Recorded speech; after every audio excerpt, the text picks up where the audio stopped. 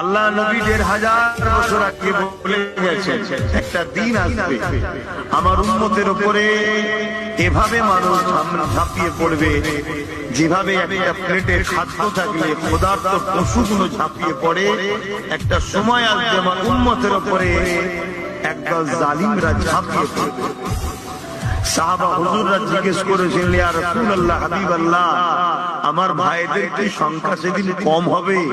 আল্লাহ নবী বললেন, না, সংখ্যা কম হবে না, তথাপিও তারা লাঞ্ছিত অপমানিত হবে। সংখ্যা অনেক হবে, তারপরও অপমানিত হবে। সাহাবা হুজুররা জিজ্ঞেস করলেন, হুজুর কারণ কি? আল্লাহ নবী বললেন, তাদের মধ্যে দুটো জিনিস ঢুকে যাবে।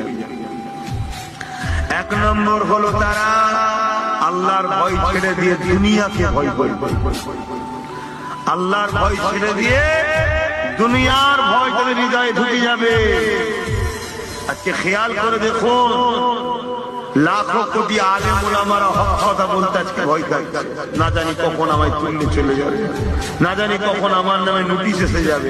আরে রাখো তোমার নোটিশ, তোমার কিসমতে যদি নোটিশ থাকে তুমি কিছু না বললেও আসবে, আর যদি না থাকে হাজারো বললেও আসবে না। সব কিছু খোদার ইশারায় হয়। মানেন না? হ্যাঁ।